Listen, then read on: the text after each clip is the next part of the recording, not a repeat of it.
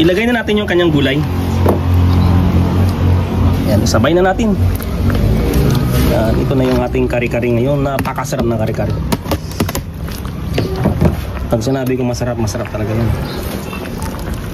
Pero yung mga YouTube channel, YouTube University, kahit sabihin nilang masarap yan, nagdalawang isip pa rin ako dyan. Okay na to. Ito yung ating lulutuin ngayon. Napakasarap na special kari-kari. Maging special siya kasi bukod sa may kalyos, mayroon siyang karing baka. Maraming butter ito mamilagay ko sa itong mani. Yan. Ang gagawin na lang natin yung panghalo yung alamang namin na binibinta sa Shopee. Napakasarap. Ang gagawin ko dito sa karni, pakuluan muna natin para mawala yung ano niya, yung langsa niya. Yung mga sibo-sibo niya. Pag nakulo na, labay na to yung tubig na ano, hugaw. Maraming tubig.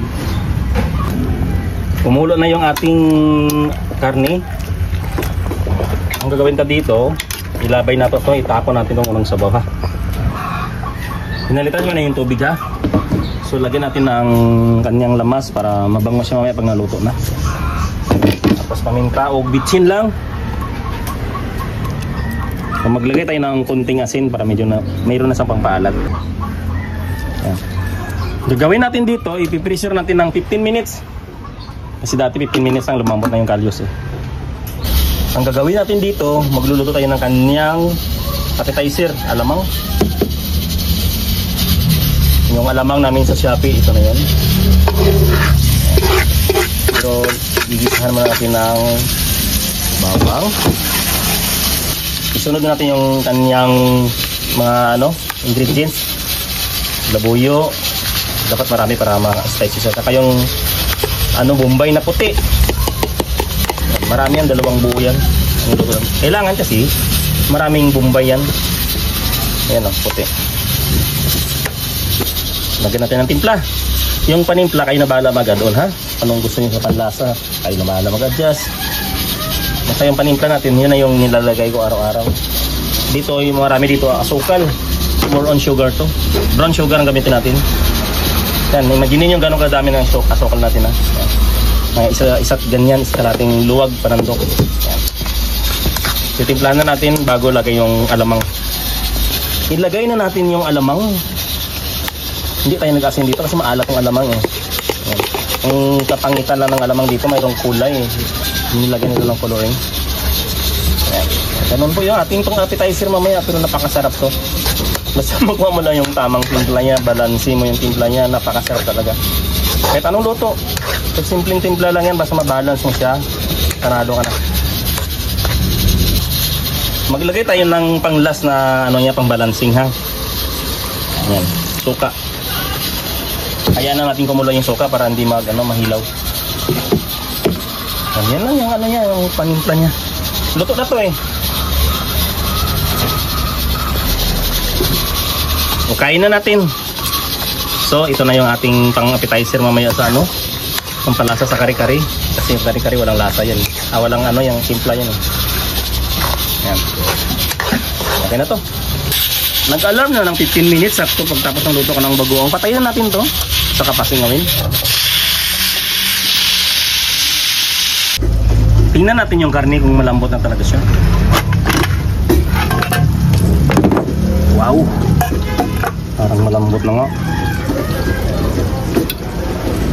Sakto lang talaga ang lambot niya. Yung laman.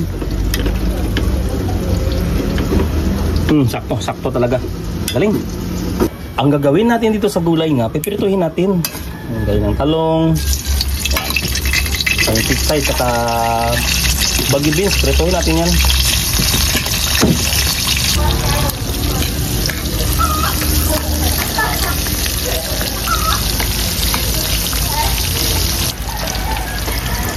Ito na to, tanggalin na natin. Isunod natin yung baggy beans. Sabayin natin lahat to.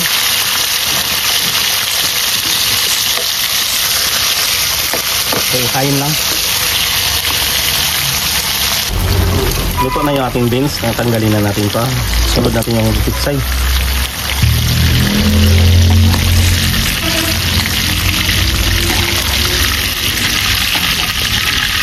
natin yung pitsay. Yan. Ang dalawang talang ay marami kasi ito. Luto na rin yung kanyang pitsay. Kukunin na natin. Magluto na tayo ng kanyang butter. Mag-isa na tayo ng kanyang anato seed. Para magandang kulay yan. Ganoon na lang para diretso.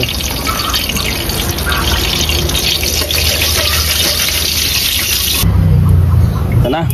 Mag-isa na tayo ng kanyang mga lamas. Garlic at saka onion. Ayan. Ganda na pagkakaulay niya. Kulay kari-kari talaga siya.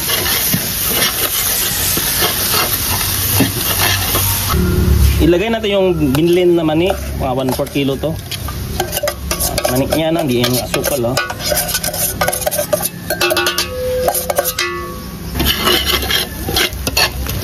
Ito yung itsura ng ating kari-kari.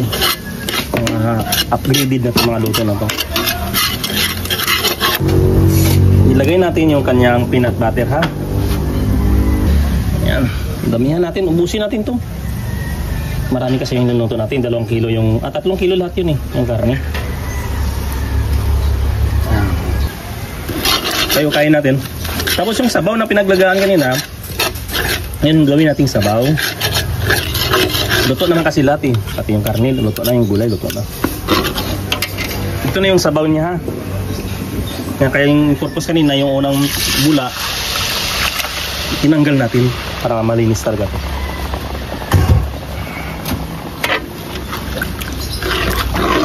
Pakuluan na natin to, tapos ilagay na natin yung karne. Kumulo na yung ating butter. Lagay na natin yung karne, ha. Yan. Para sa akin itong pinakamasarap na kare-kare, kalyus. Yung iba naman yung lechon bili o fried tawag ng crispy bili. Puluan na natin para medyo mapapasok yung lasa sa loob ng karne. Maglagay lang tayo ng patis, ha, pangbabalan sa lasa. Pero konti lang kasi ang pangtimpla nito nandun sa alamang. Ilagay na natin yung kanyang gulay. Yan, isabay na natin.